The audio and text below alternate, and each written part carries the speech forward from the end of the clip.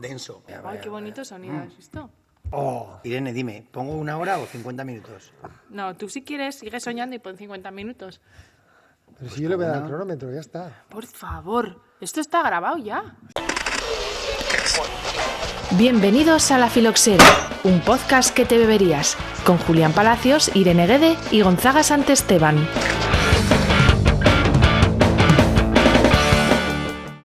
Buenas tardes a todos, bienvenidos al capítulo número 10 de La Filoxera. Número 10.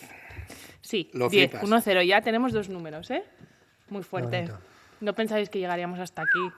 Confiábamos en Confesadlo. ti y sabíamos Tú que sí que no íbamos allá. pensabas que íbamos No, a la llegar verdad. hasta aquí.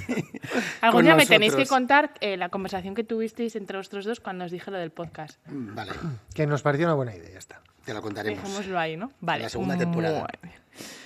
Pues nada, pues empezamos con el vitólogo de este capítulo 10. Venga, nos vamos a Italia. ¿Sabes Julen. cómo? Es que Gonzaga, iba a hacer un hilo yo. La mar, Es que lo teníamos ensayado, joder, Gonzaga, cállate. ¿Sabes cómo se llama el vitólogo? ¿No se llama Super o Mario? Mario Fregoni. Mario Fregoni. Claro, ¿eh? Qué bonito. A ver, hay que aclarar, yo estoy muy mal hoy, estoy muy cansada, entonces... Mira, no tiene es que iba a hacer sentido yo un nada. hilo en plan. Ayer dijo Messi que se iba de. Sabía del que Barça, Messi ¿no? iba a salir. El Está número 10 el es mundo ahí que se tiembla. El 10 del Barça, el programa 10. ¿Y a dónde dicen que va a ir Messi? ¿A Italia? A Milán. Así, ¿eh? Y nos vamos a Milán con Mario Fregoni. Buah, es que está todo Qué pensadísimo. bonito. ¿Has Muy visto? bien. Pues Qué dale, Cierro hilo. háblanos de Mario. Mira, estuvimos pensando con Gonzaga en el vitólogo, algo especial por ser el programa 10, y también salir un poco de que nos veíamos un poco entroncados entre Francia, los antiguos, España. Entonces, por eso nos vamos a Italia. Y, curiosamente, es el segundo vitólogo que visita la Filoxera que está vivo. Pero este no ha venido, ni hemos hecho un... No hemos zoom con él. hecho... ¡Mario! No hemos hecho una... ¿Lo conocéis personalmente? ¿Habéis coincidido? Yo sí, yo he coincidido varias veces con él en congresos, porque es un hombre muy activo y bueno, ahora, no sé, tiene 83, 84 años tendrá. ¿no? 86 años. 86 años, fíjate, y yo le he estado con él en congresos ahora 4 o 5 años, o sea, con los 80 años cumplidos, ¿no? O sea que, bueno, es una cosa curiosa, en Italia los profesores no se jubilan nunca, o sea, estiran eternamente, supongo que no cobrarán, pero tienen mucha cultura de que el profesor universitario se queda en la universidad y va pues de cuando en cuando, hace cosas y tal, y mantienen una vida muy, muy activa, ¿no? Y bueno, pues Mario Fregoni es uno de ellos, que por supuesto iba a los congresos, no sé la gente igual lo que se piensa que son los congresos, pero es una sucesión de charlas, o sea, es un maratón, que luego viene a la noche cenamos y nos tomamos unos vinos, pero realmente son muy cansados, y Mario Fregoni ya estaba en primera fila en todas las charlas con sus 80 años pasados, o sea, un fenómeno. Mira, buscando información sobre él, hay pues vídeos que estaba viendo, pues alguna entrevista. El último que he encontrado es uno del año pasado, del 2019, que tenía, pues eso, 85 años, una entrevista en tema de la televisión italiana, y, bueno, una energía, una memoria, o sea, datos y datos y datos sobre pues, la vitis vinífera, la vitis silvestri, sobre el número de especies, sobre la viticultura mundial, o sea, alucinante, ¿no? O sea, de esas personas que bueno, pues una referencia, ¿no? Por eso lo traemos aquí como vitólogo a la Filoxera. Lo traemos también porque cuando hablábamos con Gonzaga sobre esto, pues en la carrera, ¿no? Cuando estudiamos agrónomos, es algo como el Fregoni, ¿no? Entonces, el Fregoni es este libro que tenemos aquí, ¿no? Que se llama Viticultura de calidad. Di qualità. Di qualità, que es pues una referencia, ¿no? Sí, es un libro además bastante desorganizado, porque los libros italianos en general suelen ser bastante desorganizados y nunca tienen un índice que uno pueda encontrar las cosas. Entonces, es todos los libros de viticultura Y mira que italiana. Columela les marcó el camino, ¿eh? Y bueno, y de fruticultura, porque el Baldini, si estamos hablando de el Fregoni, el Baldini era el de fruticultura y ese sí que era una super ultra referencia, pero los índices son malísimos. Entonces, es un libro que realmente es una especie de compilación de figuras, de textos, de cosas que supongo que tendría Mario para sus clases, porque él es profesor en la Universidad del Sacro Cuore. ¿Eso? ¿En cuál En es? Piacenza. A Piacenza. En Plasencia, la Plasencia, la Plasencia de allá, italiana. Y bueno, pues pero es un libro que está lleno de cosas interesantes, ¿no? Y que yo recomiendo a todo el mundo, no para llevar al campo, porque es el libro de viticultura que más pesa. Pesa un poquito, ¿no? Sí, no, la verdad es que, bueno, Mario Fregoni ha escrito más de 12 libros, más de 300 y pico artículos en revistas, colaboraciones en, como dice Gonzaga, ¿no?, en congresos y tal. Y bueno, pues eso, nació en 1934, que ya hemos dicho que tiene 86 años, y por deciros algún dato de su biografía, con 35 añitos, o sea, en 1969, con 35 años, monta el primer curso internacional de viticultura y enología. O sea, en el año 69, que no había internet, monta un curso del que él es profesor y es director hasta, no sé, pues son los siguientes 15 años o así. Luego empieza a formar parte de la OIV, la Organización Internacional de la Viña y el Vino, y llega a ser su presidente en el año 1985.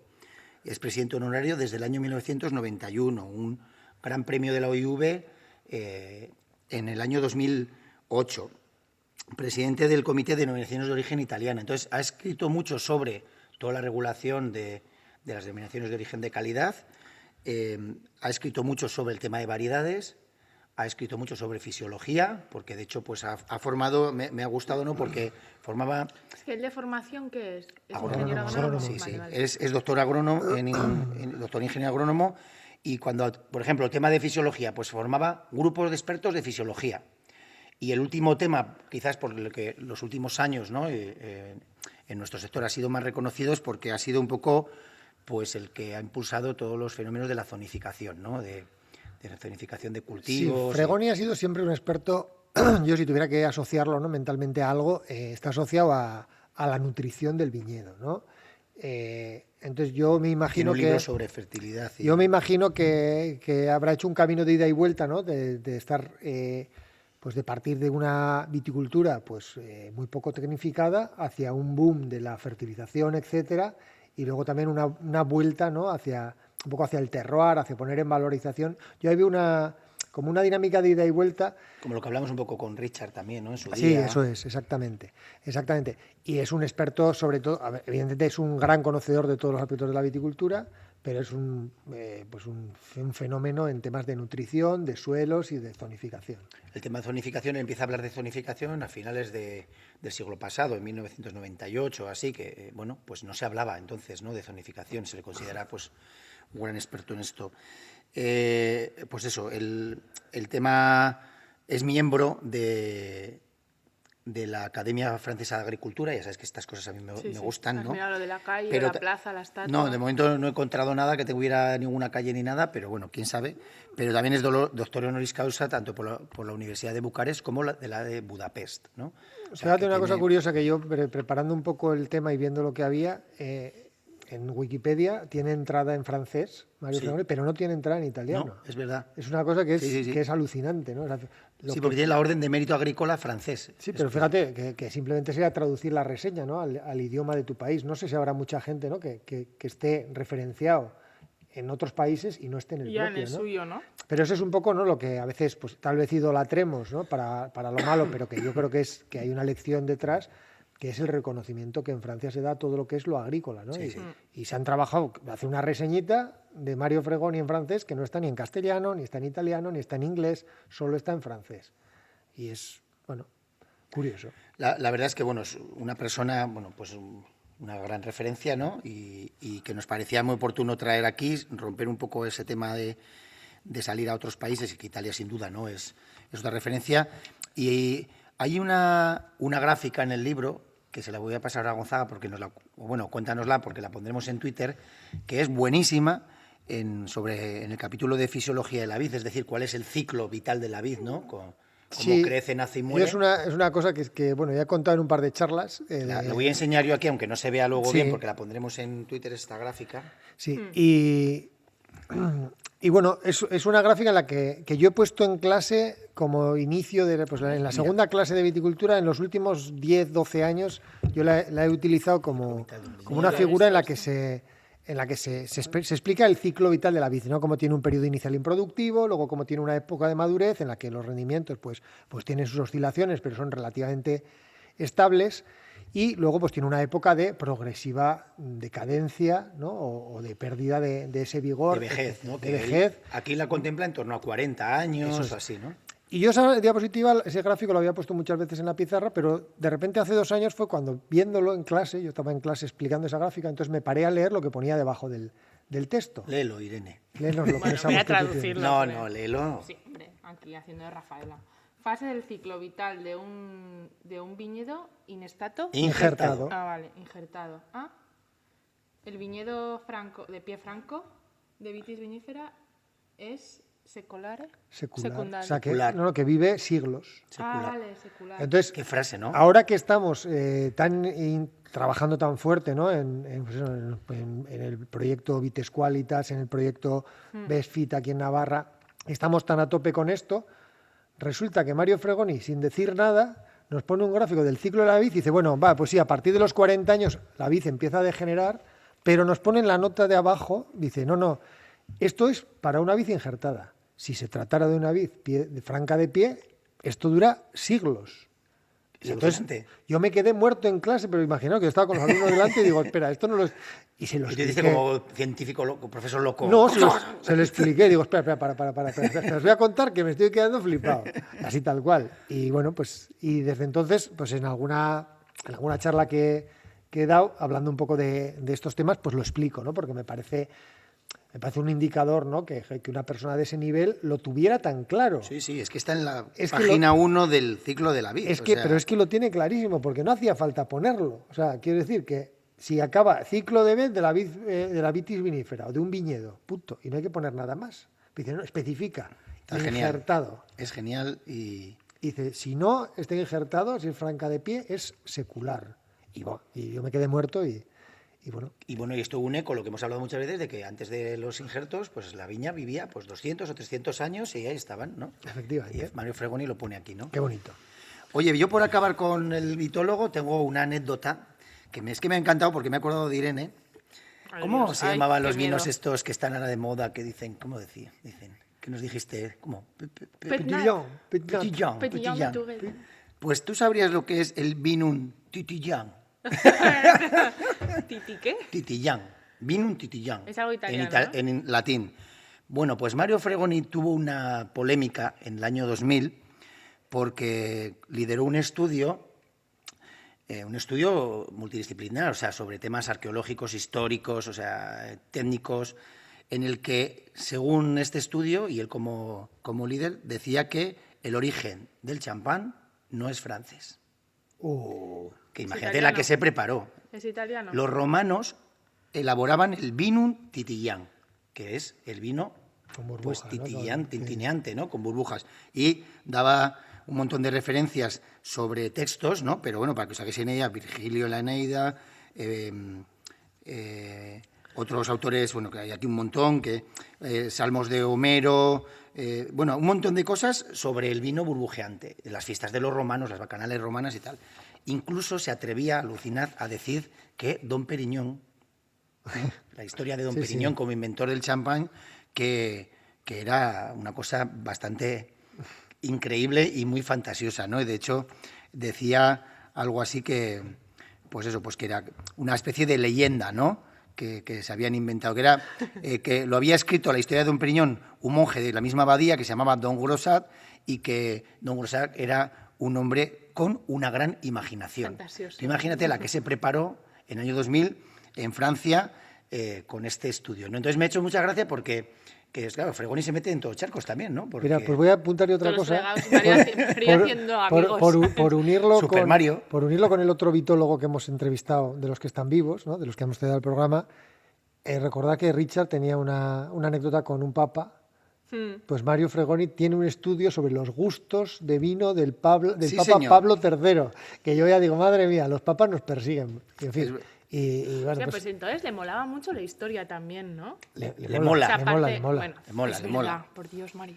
Pero te quiero decir, joder, que aparte de ser a nivel técnico un crack, Bueno, pues Me me imagino gustaba que mucho. coordinar un equipo multidisciplinar de un montón de gente y estará metido en todos los líos y Pues Pero para, a ver, que para llegar, para estudiar ser, los gustos a del ver, Papa para, Pablo III, pero no para sé, ser esto- como Mario Fregoni, pues tienes que ser muy inteligente, muy trabajador y muy entusiasta. Las tres cosas, ¿no? Entonces, Eso nosotros es. igual entre los tres tenemos las tres, pero Sí, no busques a ver. quién es quién, que no lo he pensado, que no lo he pensado, pero si tienes las No sé tres, quién es el entusiasta.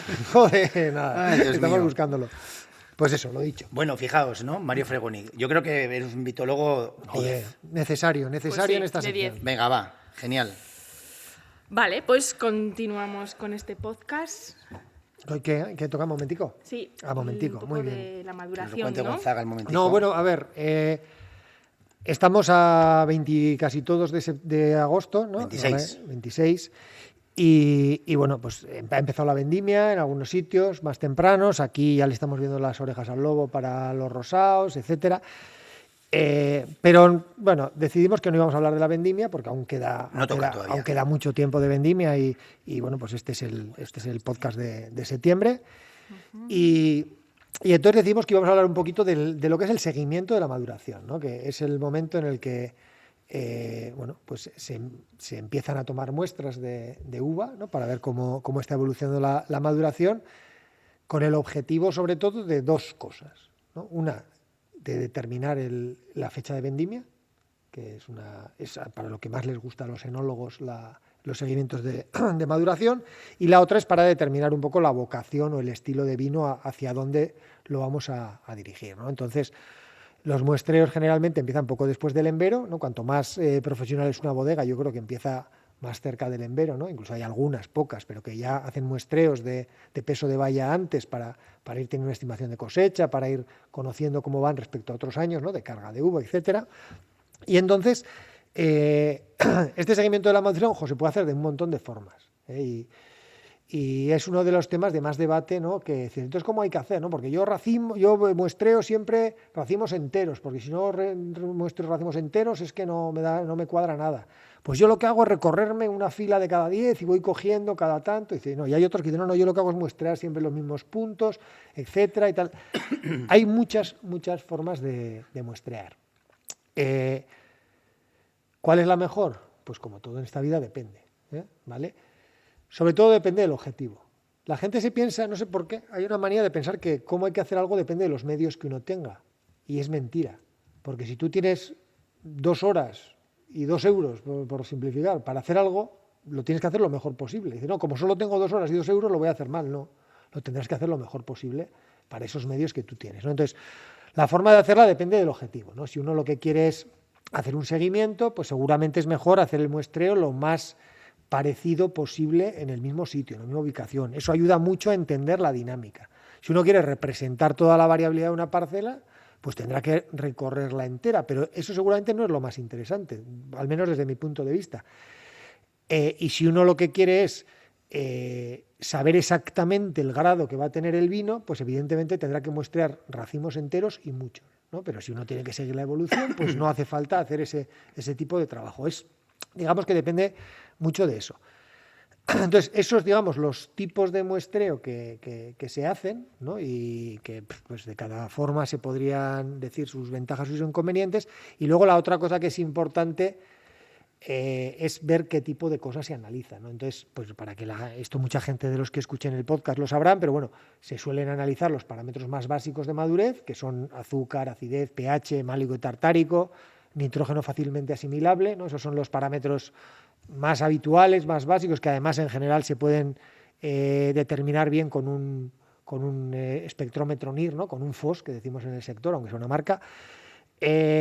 Luego ya empieza lo que es la parte de la madurez fenólica, que son métodos más complicados, que hay que hacer una extracción, que bueno, que en fin, que hay pues el método de Gloris, que es el clásico, método de cromoenos, ¿no? Que es uno que se usa ahora bastante, que nosotros utilizamos.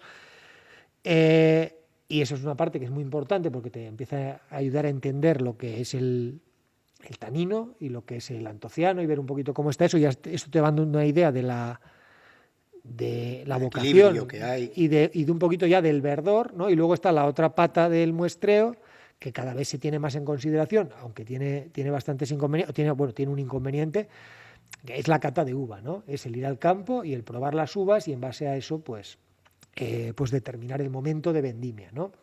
Entonces, bueno, la cata de uva básicamente consiste en no mirar si la uva está dulce o ácida, porque eso lo va a hacer mucho mejor un sensor, ¿no? un laboratorio que la lengua humana, pero sí que lo que se hace es ver el verdor de los taninos, ¿no? Y para eso lo que hay que hacer es pues masticar, Un trabajar protocolo de trabajo para normalizar un poco eso eso en tu es, boca. en boca lo que se hace es pues eso, masticar, procesar un poquito eso y intentar percibir el verdor. También se mira las pepitas.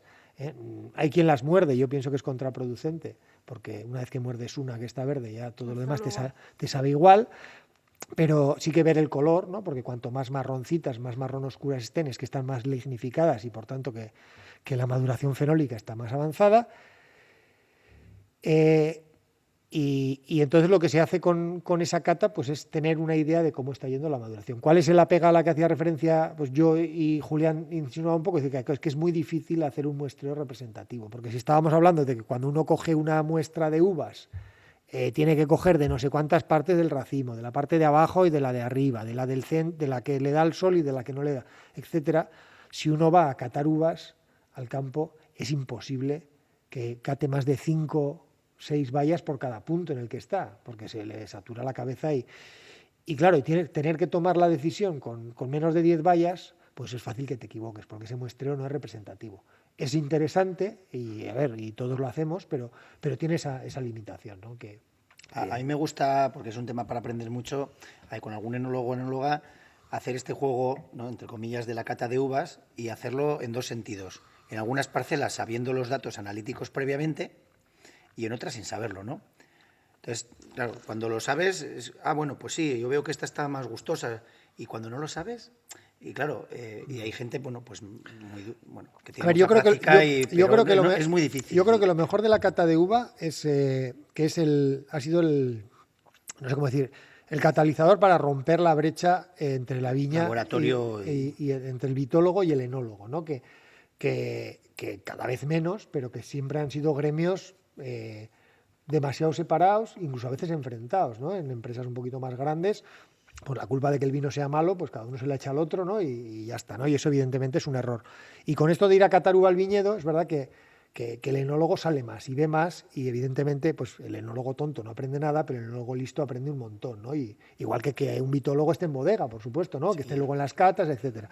Entonces es la parte más positiva que le he visto a ese ponerse entre comillas de moda, ¿no? Que realmente saca a los enólogos al campo.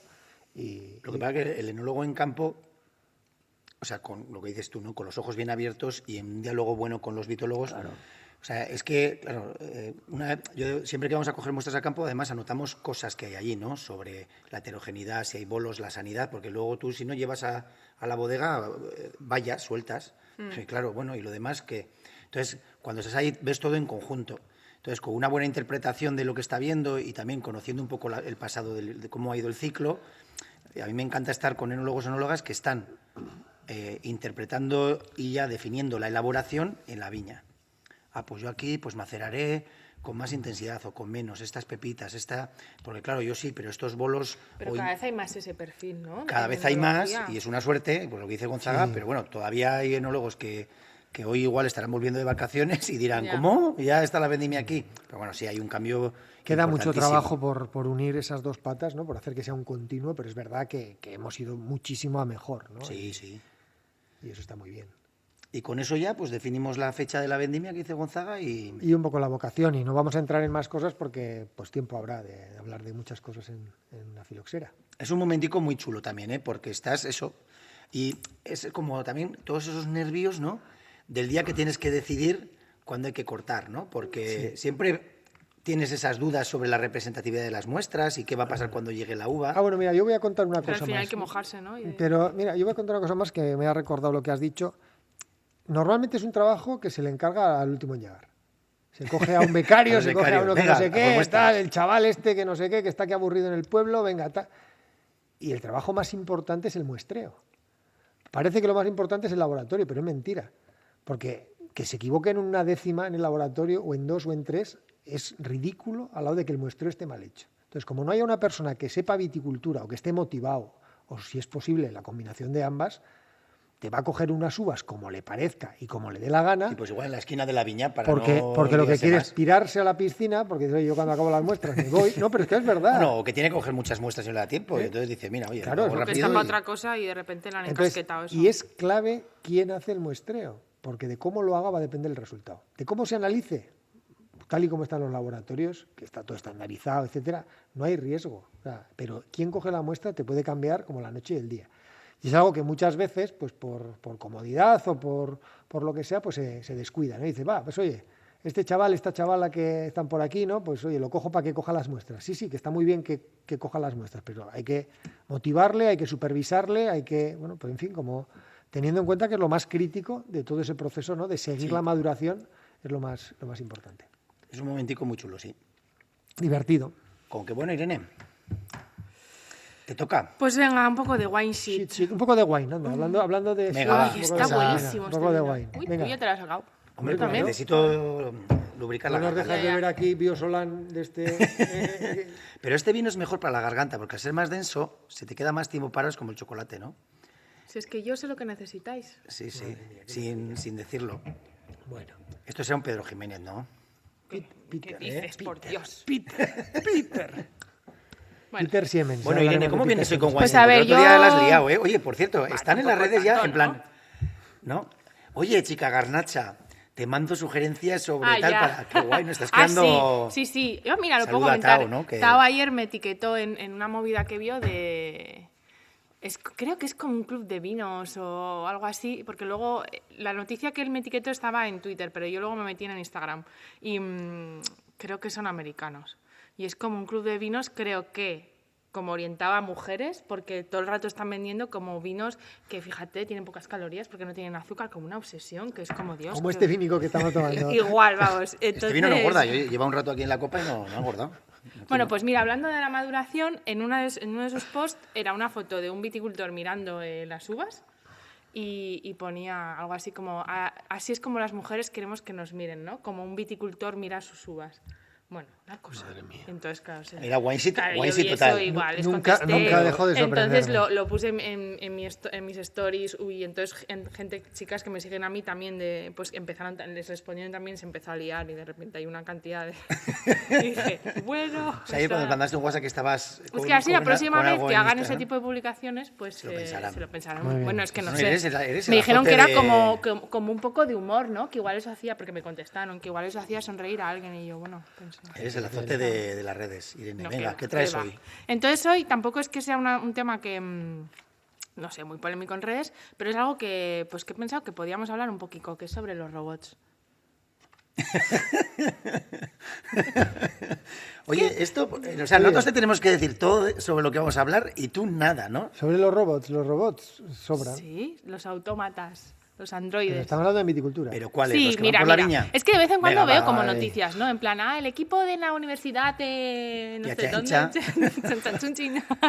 Y entonces he dicho, voy a hacer una recopilación de las últimas Venga, va, los cuéntanos, últimos avances cuéntanos. en robótica. Madre mía. No son Yo soy, viticultura, que luego vais a yo flipar. soy un experto en agricultura y robótica, que sepas. ¿Ah, sí? Sí. Igual alguna movida de estas, iba a decir alguna mierda de estas. Puedes decir alguna mierda. movida de estas es tuya. Bueno, entonces, en viticultura. No, yo soy experto, yo Sí, no tengo sí, nada. robot. Pues mira, mejor que tú, para explicarnos esta movida, en 2012, un emprendedor francés crea un robot que se llama Wall-E, no sé si un poco copia de Wall-E, la verdad Sí. es que es muy bonito el robot. Y este robot es capaz de vendimiar unas 600 plantas al día. El sólico. Sí, Ya, va ya. por ahí, que es como Súbete así aquí y verás como con París. una especie de mini trailer, ¿no? ¿Cuántas Y plantas va ahí ha tiqui, dicho? tiqui, 60. 600. 600, pues 60 igual, sí. 600 plantas al día. Que parece poco. No, 60, pensaba parece? que... Ah, vale. Me parece mucho. Vale, vale. No me lo Bueno, creo, no, vaya. pero es que es lo mejor viene ahora.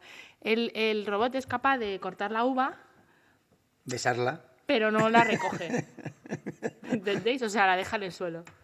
Entonces, claro, es como que no... Le falta ahí un empuje al robot. Siguiente o sea, robot. básicamente lo que hace es Le tirar falta uva que al vayan suelo. Como- los de Vinetura a coger los racimos del suelo. Gonzaga, ¿cómo le damos Es algo? que creo que este artículo, que esta noticia, bueno, creo que la encontré en Vinetu. Claro, es que a ver, no tengo acceso a esas revistas científicas que la suscripción es tan cara, entonces igual hay robots más pro, ¿sabes? Bueno, el Esos tema de como los robots básicos. ahora lo va a contar Gonzaga bien. Tú sigue Bueno, espera, que sigo. En 2017 en Cataluña se crea Grape. que es un robot que está como dotado de un montón de sensores, de cámaras, de láseres, de GPS. A pesar que iba a decir que este está especializado en recogerla, ¿no? Entonces va Wall-E cortándola y Pero Grape luego el otro, cogiéndola. pues oye, igual los dos junticos hacen algo. Total, que En cuadrilla. en una de las ventajas textualmente pone que es capaz de pasear sin caerse. Está muy bien, ¿no? Depende cuánto Por vino terrenos beba. abruptos, se entiende, evitando obstáculos, tal y cual. Bueno, es lo suyo, ¿no? Abruptos, Para un abruptos, robot vaya. que va a vendimiar. Y luego, pues nada, que también puede controlar enfermedades porque graba datos. Hombre, claro, y, joder, todo. y, bueno, no sé, que este año echará humo ese robot. Y, No sabía yo que ibas a bueno, y decir que la algo. lluvia la aguanta bien también.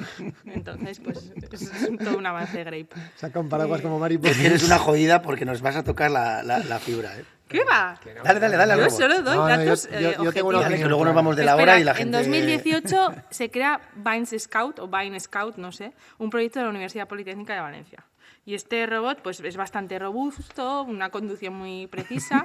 No cuenta Y lo bueno que tiene es que como un catálogo de coches. puedes navegar, o sea, navegación nocturna, vamos, que lo puedes poner ahí por la noche a hacer cosas. Y bueno, que recoge muchos datos y los analiza y te dice de todo. Pues por ejemplo, ahora te diría cuándo vendimiar, supongo. Sí, fijo. Y bueno, que también tiene luz ultravioleta para tratar el oidio y el mildiu. No sé esto qué pensaréis, si es muy útil. Ay, Dios mío. Ay, Dios mío, cuántas cosas. ¿Queréis comentar ya? Esto No, es un no, poco no, lo sigue, me- sigue, esto- más robots, más no, robots. esto es viticultura, es lo que encontraba Hay- así más, hay alguno más, más ¿eh? pro. Pero bueno, ya no nos... Pero igual eso yo no tengo acceso Sí. a esa información. Ojo, no sé, a ver, de esto se pueden decir muchas cosas y además como nos pilla por sorpresa, pues es jodido. Pero yo hace un año y medio, dos años, por eso digo que soy experto en robots, que es mentira, ¿no? Pero bueno, estuve en el comité de selección de proyectos europeos del Horizonte 2020, que es la convocatoria a nivel científico más importante de Europa, de una convocatoria que era agricultura y robótica. Entonces, había un montón de proyectos, 25 o 30 proyectos, y estábamos, pues no sé, 20 expertos para hablar para ver a qué proyecto se le daba el dinero, a qué proyecto se le daban 6 o 7 millones de euros. Casi ¿vale? nada. Entonces, bueno, se gasta enseguida luego el dinero. Ya, Pero bueno, bueno. pero joder. Pero claro, es una decisión importante, ¿no? Y bueno, además de los 20 expertos más o menos que estábamos, de agricultura yo creo que solo sabía algo yo. Con lo cual eran todos de robotics. Entonces, cuanto más de bombero era la idea, más les entusiasmaba, ¿no? Pero es verdad que eran gente sensata y me preguntaban a mí, ¿pero esto tiene Sentido lógica? de Y había aplicación. ideas, o sea, había ideas de todos los tipos de bomberos. O sea, una cosa alucinante, unas cosas que era totalmente imposible. O sea, era, bueno, pues imposible con la tecnología actual, vaya. O sea, que... Entonces, para que os hagáis una idea, de que ahí yo creo que imperó la sensatez, al final se financió un proyecto que era, entre comillas, muy tonto, bueno, se financiaron al final dos, pero uno de los que se financió me hizo mucha gracia porque era bastante tonto aparentemente, pero era un robot que era capaz de ir por debajo de los campos de avellanos, ¿vale? Y entonces con un análisis de imagen, él encontraba cuáles eran los chupones que había que quitar en la poda. Y entonces lo que hacía el robot ese, o lo que iba a hacer cuando lo desarrollaran, era dispararle al chupón con una bolica de esas de paintball para marcarlo. Y entonces así luego los operarios Ya estaba. pasaban a cortar los que estaban pintados y no tenían ni que pensar, ni que perder tiempo, ni que no sé qué. Entonces, a ver, igual como idea es muy tonta, pero está claro Es muy práctico. que lleva a algo y es algo que es factible, porque bueno, pues a ver, pues en un estudio, digamos, de un algoritmo de una imagen, ver lo que es un chupón de lo que no es un chupón, no es complicado, y hombre, que apunte para darle, pues también es algo que nos parece que... Pero que había una serie de cosas, o sea, bueno, que hacían unas virguerías tales que evidentemente era imposible, ¿no? Pues como ese que corta los racimos y no lo sabe coger, o como ese que lo sabe coger pero no lo A sabe ver, cortar. Y el toma de datos que hay como infinitos, con infinitos sensores, pero que luego, claro, eso como... Bueno, A ver, yo sí que creo que Evolucionará. la parte de la robotización de la agricultura sí que puede venir por la parte de adquisición de datos, ¿no? Porque puede haber enjambres de drones que visiten, que te manden imágenes, que tal, que no sé qué. O sea, puede que cojamos un camino por esa vía. Pero robots que hagan las labores manuales, obviamente, es que no puede ser rentable. O sea, es que no puede ser rentable con los medios que hay, que haga algo técnicamente delicado o que haga algo bruto, porque si algo bruto lo hará una máquina, no lo hará un robot, ¿no? O sea, si tú quieres hacer una prepoda y no podar más, pues puedes hacer una prepodadora más, pero para hacer una mala poda no te vale la pena un robot, porque es que es muy fácil que un operario corra más haciéndolo mejor. Hombre, es que yo veía las imágenes del Wall-E y digo, pero no sé.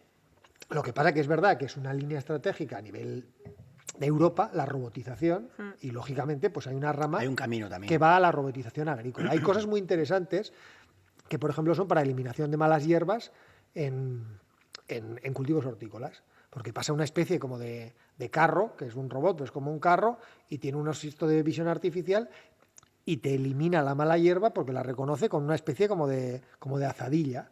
Entonces, claro, eso va todo el día y te evitas herbicidas, mano de obra, tal. Sí, sí. Claro, los cultivos hortícolas están en sitios muy planos. O sea, sé que hay La viña tiene peculiaridades que... hay muchas aplicaciones mucho más factibles en agricultura en general que en viticultura en particular. Mira, a mí me pasaste una vez una foto que la pondremos en el tuit también, Joder, madre mía, va a echar fuego. que me encantó porque es esta, que pone... Ah, sí, qué buena es, no me acordaba. Pobre, o sea, Pobre agrónomo. bueno, poca agronomía más agricultura de precisión es igual a poca agronomía aplicada muy precisamente. Eso está sacado del Congreso de Viticultura de Precisión de Montpellier del año pasado, de una charla. O sea, es decir, que la gente que trabaja en agricultura de precisión, bueno, algunos no, pero hay otros que lo que tienen claro es que lo más importante es la agricultura. Lo que decías tú, tener conocimiento de... Y luego ya vendrá la aplicación de las tecnologías para ser una herramienta, ¿no? Pero y con los robots lo mismo, o sea, que ¿Pero llegarán... es sostenible? O sea, quiero decir, económicamente y socialmente, o sea, si vamos a sustituir personas por robots, pues Bueno, pero entiendo que no. ese es un debate que es como todo, ¿no? Es decir, que eso ha pasado ya muchas veces y si se generan unos trabajos de más calidad o qué tal, eso al final siempre es mejor. Eso desde la revolución industrial se lleva discutiendo de si las fábricas en cadena, que si tal, que si cual, y bueno, yo creo que uno se puede adaptar e incluso hasta nos podríamos adaptar a trabajar 15 horas a la semana y ser más felices.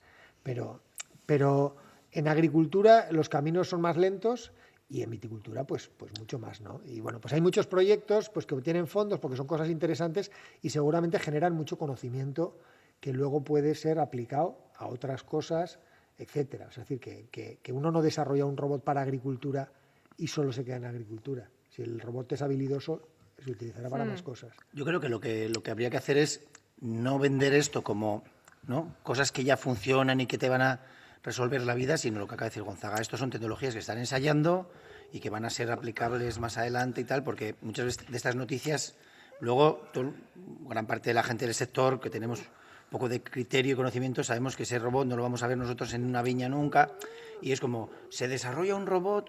Sí, o lo que las pasa universidades para generar lo que pasa que hay pues es que, pues es di que la verdad, a los ¿no? investigadores Pero son como noticias así muy... ¡guau! No, pero es que a los investigadores nos obligan a ser vendedores.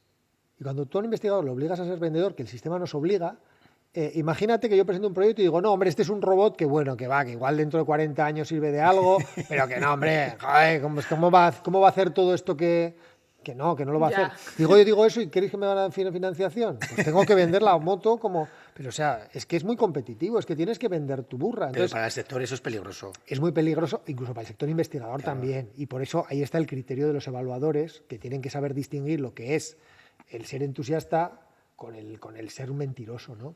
Pero claro, muchas veces es difícil, ¿no? Y en esta evaluación de robótica, o sea, yo me tuve que revisar, pero de arriba abajo, todas las propuestas que habían quedado como finalistas para que las viera un agrónomo, porque o sea, había cosas que las habían valorado muy bien los de robótica, los informáticos, los tal, pero claro, eran auténticas barbaridades operacionales, ¿no? O sea, es que no se podía, o sea, es que no tenía sentido. Y claro, pues para eso están los evaluadores, ¿no? Pero el investigador, desgraciadamente, tiene que vender, ¿no? Tiene que comunicar, tiene que no sé qué, y eso pues genera, como siempre, líneas, la delgada línea roja, que hay gente que la pasa y gente que no, ¿no? Y bueno, pues hay que estar en el lado correcto de la línea. ¿Y qué, Irene? Que tienes No, más es que ya cosas no sé si guardadas ahí. seguir. Me habéis chafado. Pues yo qué sé. Aquí hablando de las evaluaciones, pues nada, no, iba a seguir que hay robots en enología, que hay robots que catan vinos, incluso que te los pueden criticar, pero bueno, ya está. Aquí se queda mi sección. Madre mía. Bueno, como es de viticultura, hemos hablado de viticultura, ¿no? Sí, Hombre, robots catadores es raro, ¿no? no, que sí, que sí. No, pero narices electrónicas y todas estas son cosas. máquinas, son instrumentos de Hay análisis. Pero tú, Irene, a ver, ¿tú por qué has traído en la esto? Porque, alimentación. ¿qué has pensado cuando has visto las noticias? Que eran wine seat. No, me parecía todo que hay robots en todo, o sea, en enología, en catando vinos, incluso que se atreven a juzgarlos. Entonces digo, joder, dentro de poco, ¿para qué vamos a estar las personas? ¿Se harán vinos para robots o cómo? O sea, ¿no? Sin Pues más, no. ya está. No nos interesa el tema de la robótica. Pues Sí, nada. sí, yo fíjate, he visto una serie de esas de robots, ahora una rusa que hay en el Netflix ese, de robots, justo es lo que he terminado de ver. O sea que es muy interesante el tema de los robots. Sí, además Julián sabe que soy un experto en transhumanismo. No, experto no, pero o sea que es un tema que me interesa mucho. Pues nada, puedes seguir con la actualidad científica. Pero si no hago más que hablar yo hoy, madre Pues es mía, que- ¿qué programa me estáis dando? Gonzaga, pues claro que Bueno, sí, venga. aprovecha. Eh, Si le vino Irene. Actualidad científica. Hoy traigo un ¿Me pasas artículo tu copa? de revisión que se ha publicado Oye, en... el otro día estuvo guay, ¿eh? Bueno, el otro día Ha fue... generado ahí movida. Hoy voy a intentar moderarme un poco En vez de porque... isohembras vas a hablar de, espera, de isohídricas, variedades Ah, isohídricas. mira, ¿verdad? veo que te han pasado bien las notas. Si el quieres que- hablo yo esta vez de las variedades Venga, vale. isohídricas. ¿Qué has ¿eh? pensado? ¿Cómo? Oye, el otro día puse yo en Twitter que la isohembra y los isomachos, eso nos molestó, ¿no? Estaba guay. Hombre, joder. Yo soy... venga. ¿Qué dices? Bueno, entonces, ¿cómo era esto? ¿Que llevo yo mi sección o también me la vais a pitratear a mí? No, no. Joder, se acaba de quejar de que habla mucho esta vez. Ilústranos. A variedades isohídricas y anisohídricas. Eso es lo Qué que bueno. No, venga, va, no, Gonzaga. es una de las cosas que están dentro de este artículo. Tengo un artículo de revisión, un review paper, que se publicó el 20 de mayo, en Avance se publicó el 20 de mayo de este 2020, y que yo tuve acceso a él pues hace muy poquito, que está publicado en Journal of Experimental Botany, volumen 71, número 16. Y ¿Open que, access o aunque no? Para es una currarlo ahí. revista que no es open access, pero el artículo sí es open access. Bueno, va. ¿Vale? Entonces los autores han gastado 3.000 euros o lo que sea en que lo pueda leer la humanidad. Vale, entonces lo podemos Vale. compartir. Entonces, sí, tiene Creative Commons, licencia de Creative Commons, entonces hay que citar, bueno, ya sabéis cómo va eso mejor que yo, la Creative Commons. Entonces, un artículo que se titula La fisiología del estrés por sequía en la vid hacia una definición integradora de la tolerancia a la sequía. Es muy interesante porque estamos en un mundo en el que la mayor parte de la viticultura, una buena parte, la mayor parte, Sí, sí. se cultiva en zonas donde hay sequía siempre o donde la puede haber pues un número significativo de años. Es un artículo que firman 6 autores. Primer firmante es Greg Gambetta, que es un estadounidense que está en Burdeos, ahora mismo, bueno, que lleva unos años en Burdeos, que casualmente es el supervisor de la estancia que está haciendo Diana Marín, compañera de mi grupo, chica que está haciendo la tesis con nuestro equipo de investigación. Greg Gambetta, José Carlos Herrera, que es un, creo que peruano, que trabaja en Austria con Astrid Fornek, que ya iba saliendo muchas veces en... sí, Astrid, bueno, hay que que ha llamarle trabajado Astrid. siempre con Astrid Fornek, ahora no sé si trabajan juntos, pero sigue allá en Viena. Silvina Dyer, que es una chica argentina, que está de postdoc en Burdeos. Qiu Feng, que es, pues supongo que un chino o una china, no lo sé porque no lo he buscado, que está en Canadá. Uri Honsberg, que está en Israel, que es un israelí, que está en el centro, en el Volcanic Center, que es uno de los centros de investigación claves para el estudio del estrés hídrico, y Simone Castellarin, que es un italiano, Jolín, qué que equipazo, ¿no? está en Canadá, que él está en Canadá. ¿Vale? Veis que hay mucho movimiento porque hay gente de varios países y, En otros países. y quitando Uri, que creo que es israelita y está en Israel, los demás son de un sitio y están en otro, casi están en otro continente todos, guay. ¿no? Es una cosa curiosa porque el que es italiano está en Canadá, el chino está en Canadá, y bueno, en fin, para que veáis que la ciencia pues también mueve mucho a las personas, ¿no? Entonces, es un artículo que he traído porque contrapesa un poco toda esa parte genética que hemos traído muchas veces, ¿no? Porque siempre parece que estamos hablando de secuenciar, como hablamos el otro día, o de los genes que regulan tal, y aquí habla de los mecanismos fisiológicos de tolerancia a la sequía. Entonces, hay un montón de cosas muy interesantes. El artículo habla de la regulación estomática, que es una clave del Los control. estomas, Irene, es la leche, ¿eh? Tú que eres agrónoma casi, te controlas los estomas. Bueno, es que es lo que más. Es que Todo es el la día leche. estoy hablando de ellos. Pues no me extraña. Sí, si Me no, apasionan. si no tienes título, ¿qué tomas? Estomas, ¿no? No, pero ya que son las aberturitas que tienen las hojas para Sí, el otro día cuando hablaste de regularse. Berenbero ya estuviste hablando de los estomas también. Entonces, bueno, es muy curioso, ¿no? Que decir que hay una diversidad de procedimientos que regulan cuándo se abre y cuándo se cierra un estoma, que es lo que más le ayuda a la planta a conservar el agua o no conservar el agua, ¿no? Habla de la embolia y la cavitación del xilema, que es un tema apasionante porque tiene una doble vía de la que tampoco vamos a hablar hoy, pero sí que hoy quería centrarme, y por eso viene lo que decía Irene de isohídricas y anisohídricas, en la parte del artículo que hace referencia a definir qué es la tolerancia a la sequía de una variedad de vid, ¿no? Entonces, ¿tú, Irene, crees que hay variedades de vid más tolerantes que otras a la sequía? Sí. ¿Y en qué se diferencia una más tolerante que otra? En que tolera más, pero sí, pero ¿cómo? Pues no sé, algo tendrá la Pues la que de se le las- caen las hojas y se queda sin ¿Dices la hojas es planta menos o el- tolerante y la otra no. ¿Qué tengo que responder? Pensaríamos, ¿Tengo que ¿no? responder yo o tienes...? O sea, No, que los dos, Ah. yo qué sé. O sea, pues un geranio si se queda sin hojas es menos tolerante que si una delfa pues aguanta. Pero ¿quién tolera Pero más? tú quieres decir Por ejemplo, por- ¿quién tolera por qué más son la unas más y ¿quién, otras menos? quién tolera mejor la sequía? ¿La garnacha o el tempranillo? la garnacha. La garnacha, diríamos O todos. no, si es una sequía moderada, igual la tolera mejor el tempranillo. Venga, cuéntanos. Porque cuéntanos. no para, Ahí queríamos- no para sus mecanismos. Evidentemente, y por ir con el ejemplo, ¿no? Eso. La garnacha es una variedad que una sequía severa la tolera mejor. ¿Por qué? ¿Qué hace? Cierra los estomas, no pierde agua, pierde muy poquita agua y por tanto es capaz de no gastar y por tanto pues no sufrir, ¿vale? Pero claro, ¿qué pasa cuando una planta cierra los estomas? Que deja de hacer la fotosíntesis y por tanto que se bloquea esa maduración, porque si la planta no hace fotosíntesis se bloquea la maduración. Entonces, tempranillo, sin embargo, mantiene los estomas abiertos en una sequía moderada, la tolera mejor, porque realmente está trabajando, ¿no? O sea, es capaz de trabajar con una cierta sequía. ¿Cuál es el problema de tempranillo? Que llega a un punto en el que colapsa. Entonces, es muy difícil definir qué es una variedad tolerante. Fijaros que esta gente, que deben saber un poco, Ni no siquiera lo lo- tienen claro y no dicen definiendo, sino dice hacia una definición. Es que es muy curioso No, el pero título. pues en el libro de Fregón y en cualquier manual de viticultura pondrá actualmente que la garnacha es más resistente a la sequía que el...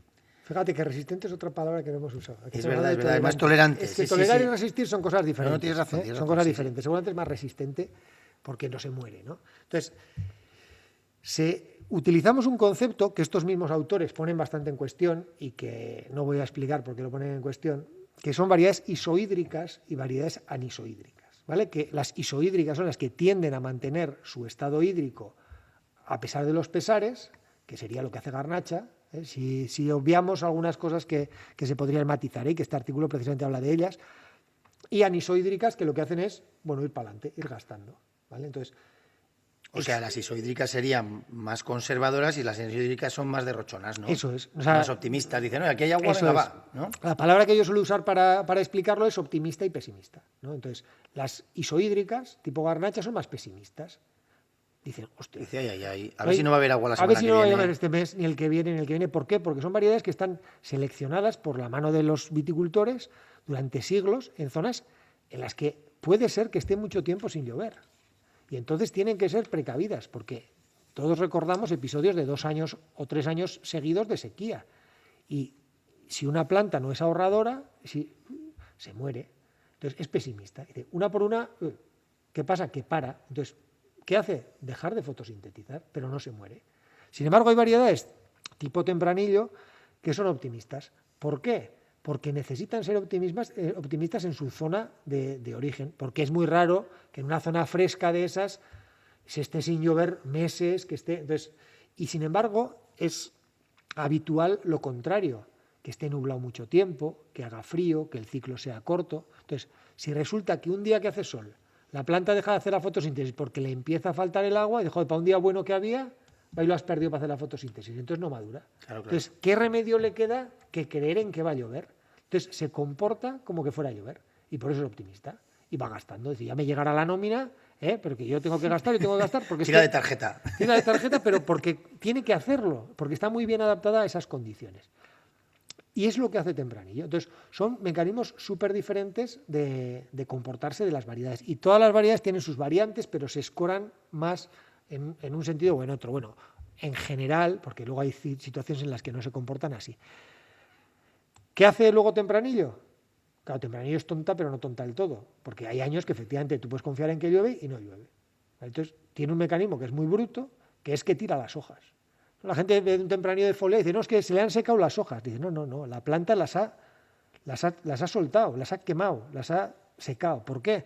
Porque dice, bueno, ya no puedo gastar más, porque ahora sí que ya he visto que ya, o sea, me están llamando el cobrador del FRA que está pegando a la puerta. Entonces, ¿qué hace? Tira todas las hojas basales, que son las que más gastan, y que ya no soy tan eficiente fotosintéticamente, y reduce área foliar y, por tanto, reduce la pérdida de agua. Entonces, ese mecanismo que vemos muchas veces en tempranillos mal adaptados a zonas demasiado cálidas o a zonas pues eso, demasiado secas, o la combinación de ambas, en el fondo no deja de ser una última respuesta de la planta para sobrevivir. Dice, bueno, hasta aquí hemos llegado, pero ahora ya tiro todo, me descargo, ¿no? Me quito todas las mochilas y termino el ciclo con 4 hojicas, pero ya sin gastar más La agua. planta en ese momento dice, voy a pensar en mí y mis hijos, ¿no? Que serían las uvas, oye, No, que, claro. que se busquen Eso la es, vida. se ha dejado, o sea, ha estado apostando a muerte por sus hijos, pero hay un día en el que los desahucia. Dice, por culo, ya está. Y luego la garnacha de lo contrario. Un golpe de realidad. No, pero la Toma temprano. garnacha de lo contrario. Dejo de estos hijos, qué cabrones son. Una por una voy a guardar medio la pasta, que estos me la levantan. Entonces, son estrategias diferentes Claro, pero que están adaptadas a la zona de origen de las variedades. Y ya está. Pero el tema es tan interesante como que conocer esto, ¿no? Más otras cosas de cada variedad, hubiera y debería evitar errores garrafales que se han cometido, por ejemplo, en este país, ¿no? Y en otras partes del mundo, de coger variedades de zonas más o menos frescas, adaptadas a esas condiciones, pues seleccionadas y traerlas a secarrales como pues eso, pues zonas del centro de aquí, de España o el sur de Navarra. Bueno, entonces, pues el merlot a partir de determinada línea geográfica en España, ¿no? Sí. Entonces, o en Chile, o sea, que al final estamos hablando de que se pasifica, se deshidrata. Sí, O sea, es una todo un cuestión, cúmulo es una cuestión de adaptación. O sea, no podemos pretender que por unos cambios globales en los gustos mundiales Yo ya tengo vino, no os preocupéis. Esto ya para mí. Por unos cambios en los gustos mundiales, porque el mercado diga, pues podemos saltarnos a la torera la adaptación de las variedades a sus climas en los últimos miles de años, ¿no? Yo creo que Irene acaba de ser isohídrica, porque ha dicho, no vaya a ser que esto se beba en todo el vino, yo me voy a echar Yo otra como vez. la garnacha, la chica de la garnacha, ¿sabes? Por eso Yo me voy a ahora echar- voy a empezar a explicar esta historia cuando me pregunten, ¿por qué te llaman la chica de la garnacha? Porque soy isohídrica. Mira, Tú yo le dices pienso porque en soy mí, isohídrica. ¿vale? Pero tú no eres pesimista, Irene, eso no digas. No, no soy pesimista. Bueno, Soy pero anisohídrica tampoco No es, sé lo que No, soy pues, tampoco. realista. Soy bastante realista, la Realista. verdad. Bueno, eres isohídrica con ramalazos, venga. Bueno, en fin. Ya hemos dicho que es un tema complejo. Oye, está guay ese artículo, sí. Sí, bueno, a ver, ya os digo, el artículo dice un montón de cosas, es una revisión muy, muy buena, porque no es una revisión que se limita a recoger lo que dice la bibliografía, sino que hace mucho análisis y explica muchas cosas. Explica un montón de las cosas que no se saben. O sea, en la conclusión, y es lo último que digo del artículo, para que no nos pille el toro, pero dice, nuestro conocimiento del estrés hídrico de la vid, de la fisiología del estrés hídrico de la vid, ha aumentado tremendamente en los últimos años. Sin embargo, todavía carecemos de una comprensión mecanística, que quiere decir de los mecanismos, de muchas de las respuestas a la sequía, lo que evita que podamos modelizar y enfrentarnos a los problemas actuales y del cambio climático, ¿no? O sea, que se ha estudiado muchísimo y hay un Y aún montón de mucho no se sabe. carencias de cómo funciona. Porque, ¿por qué se cierran los estomas? Pues por una combinación de cosas. ¿Cuál pesa más en cada momento, en cada variedad, etcétera? Ni idea. Hay que mandárselo a Fregoni, este artículo. Que No sé, le esto encantará. ya le reventará la cabeza. Pues, Bueno, ya Fregoni lo habrá se leído lo ya. sabe ya de Ya memoria, Mario, o sea, el tipo. Mario bueno. Fregoni lo habrá leído. Sí, sí. Estará todas. Y esto es lo que era la actualidad científica. El artículo, bueno, es recomendable por lo menos para echar un vistazo. Qué guay. Bueno, pues muy bien. Pues entonces, esta vez sí, no me lo voy a pasar. Es el turno de Julián Palacios y su palabreja. La palabreja que esta vez le hemos dado vueltas porque nos sonaba a poco palabreja, así como el otro día fue Viñadero, que era brutal, ¿no? Pero que, bueno, la hemos traído aquí, que es sazón, ¿no? Que es una palabra que usamos mucho Sazón, te quedas a habitualmente, gusto ¿no? con Sazón, ella. ¿no? Y venía a colación porque cuando ha hablado Gonzaga de la maduración, ¿no? Y hablamos de... Para de rimar ya. Copón, para de rimar copón. Pues la maduración alcohólica, la maduración fenólica. La polimerización de los taninos. Eso, que si la industrial, que si la... Bueno, hay un montón de... que si carga, que si no carga, que si... Bueno, un montón de definiciones que técnicamente cada vez utilizamos más y si están equilibradas, descompensadas, no sé qué. Y resulta que nuestros padres o la gente de antes decía, está en sazón. esta uva tiene sazón, ¿no? O sea, que hablaba, cuando estaba la uva para vendimiar, pues decían que estaba pues con sazón, ¿no? Y claro, al final, si vamos al diccionario de la Real Academia de la Lengua, pues sazón es el punto de madurez de las cosas o el estado de perfección en su línea. O sea, también es la ocasión o el tiempo oportuno. O sea, ellos decían, está en sazón. Y claro, luego tú cuando piensas en un alimento o un guiso, está en sazón, ¿qué piensas? Pues que está Como tiene que estar. Pues jugoso, en puntito, su sí, con punto. todo perfecto. Eso ya está, ¿no? Ya está. Sí, Entonces, pero que luego además Julián se dice, no, si grado tiene, pero le falta sazón, ¿no? O sea, Claro, le falta también, sazonar eso es. un poquito, le falta... entonces nos parecía como una expresión una palabreja muy ¿Pero es buena. una expresión de Navarra o en general se dice en diferentes partes de España? ¿O A esto ver, lo sabéis? Pues exactamente no te podría decir de todos El los Valle sitios, del Ebro, que es la zona que nos movemos más, yo creo que sí. pero bueno, lo hemos oído en otros sitios, ¿no? Pues sí, está sazón, o le falta, como dice Gonzaga, ¿no? Le falta sazonarse.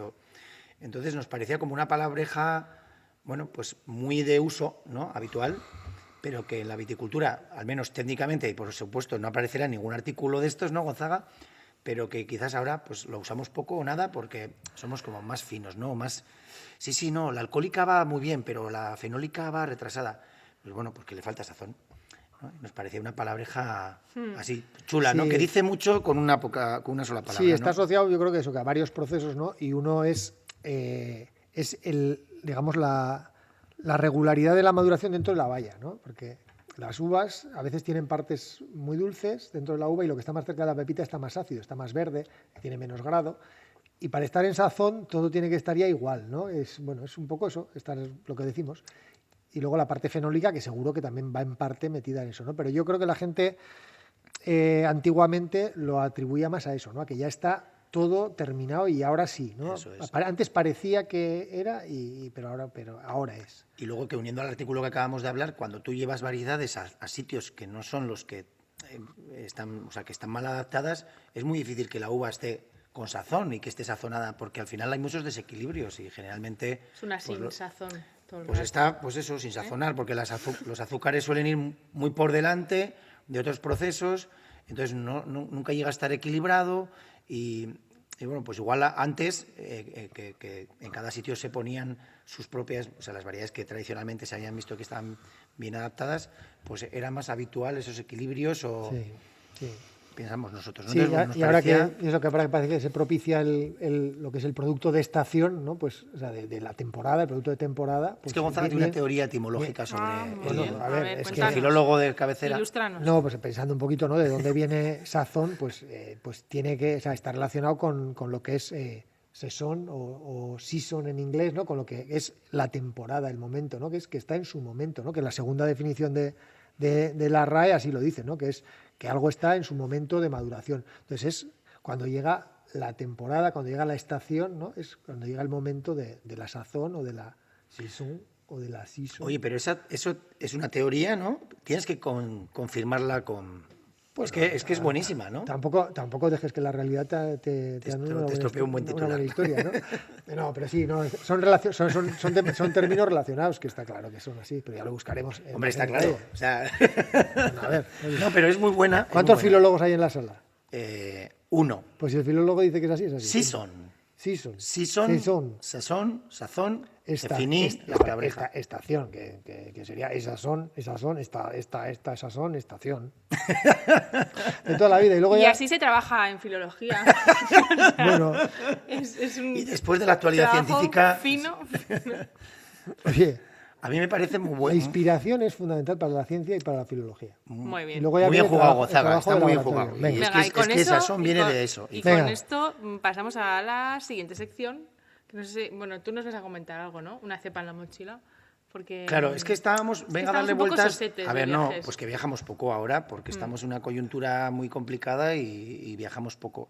Y no sabíamos muy bien casi ni qué contar por no empezar a contar batallas de viajes antiguos y Sí, tal. porque vamos a la viña, pero claro, vamos a viñas pues más habituales en un trabajo cotidiano que, bueno, Pues que- entonces, ¿podemos hacer una cosa? ¿Podemos probar el vino? Bueno, hablar del vino. Igual eso nos lleva a un viaje.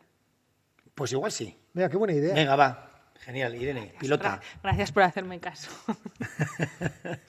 Bueno, ¿qué os parece? ¿Qué pensáis que es? Yo creo que es fácil, ¿no? Yo creo que es el típico vino pues, Pedro Jiménez. afrutado, ácido, pues muy bueno para comer con un pescado. Ah, no, que será el del otro día. Qué tonto es. A ver, es un A ver, Pedro... voy a echarte más, que me das Sí, pena. es un Pedro Ximénez o similar, ¿no? Uy, Mira, una horita. Ay, Dios mío, mira que... ¿por qué no se para esto? Es que... Hemos dicho, no pongas alarma. Pues nada, a su rollo. Da igual. Bueno, que es un vino denso, dulce. Color chocolate, un poquito, ¿no? Cuéntanos. Pues es un vino de una persona que conocemos, los tres, Ay, padre 10. y que hemos Uy, uy, estado uy, con uy, él uy. los tres. Uy, no. Hay que saber. Pero a ver si lo sabéis, hombre. Manuel. Es que claro, Es que Ay, está- por que está- Dios, que qué está en buena nuestras idea. nuestras podas olvidadas. claro. Mm. Solera. Pedro Ximénez. Ay, por Dios, Manuel. Pues eso, que viene ahí. Que pues estar ahora en unas plena soleras faena que- ahí. Sí, estar a de su tope. vendimia. Cuéntanos. No, pues eso, tiene este vino que es pues como de unas soleras que tendrá ahí de yo no sé desde cuándo. Y pues que va sacando, es como una edición muy limitada. Pero es un Pedro Jiménez de Montilla Sí, Moriles, de Montilla de Moriles. Bodegas del Pino. De Manuel del Pino. Ujú. Que es un sitio en el que estuvimos los tres entrevistando a Manuel para las podas olvidadas. Gran En su documental. viñedo. Una entrevista muy guay, la verdad es que es de las personas que más me ha... Sí, que más me ha llegado. El hablando. viticultor es un enamorado de su profesión. Es que tenía todo el rato unas frases como Bueno, de hecho, las podas pa' olvidadas, una historia, ¿no? ¿Cómo se subtitulaba? Una historia de viticultores, Románticos e irreductibles. que es una frase Y es, suya. es una frase de él, ¿no? Seguimos siendo irreductibles. Sí, sí, sí. Muy bien. Luchando contra molinos de viento, decía. Eso es buenísimo, ¿no? Ah. Está genial. Estos vinos, bueno, es que son una delicia porque es meterte, ¿no? Pero no es nada empalagoso, ¿eh? Y he dicho, como son las 4 de la tarde, pues para merendar. Muy bien. Genial. Así, una cosa un poco con más cuerpo, que llene Pues es que más. está genial. Es que esta, Irene, ha sido... Y Y además de hecho, creo que nos lo hemos pimplado. nos has hecho el viaje... Mi pobre madre ha ido antes a comer a casa de mi madre y llevaba el vino y me decía, ¡ay, me has traído un Pedro Ximénez! Y yo, no. ¿Y no lo has dado? Lo ¿Un siento poquillo? mucho, pero no es para ti. No, pero creo que tengo alguna botella por ahí más. Entonces, Y luego estos vinos que son atemporales, ¿no? Porque este de Cañada es, da igual, ¿no? O sea, No, esto es una mezcla de soleras que tiene él ahí pues eso. Qué guay, y qué que bien. va sacando.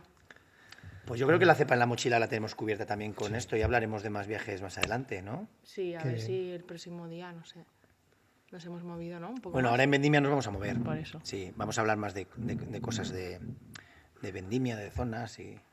A ver cómo va la cosa, porque estamos realmente preocupados, ¿no? Con que el tiempo pueda complicarnos la vendimia por la botritis, porque al haber llovido tanto en primavera, Hay las uvas- hay condiciones... uvas gordas, hay uvas hay- gordas, que a veces no caben los racimos. Como no caben, pues se rompen y eso Ya. generan situaciones difíciles, Líos. pero vaya. Es lo que nos toca. Bueno, lo que pues hay. a ver si hay suerte. Vamos a ser como el tempranillo, ¿eh? Venga, optimismo. Y venga, pa'lante. Optimismo. Hala. Bueno, Venga, hasta la próxima. Pues Chao. hala, hasta el próximo. Chao.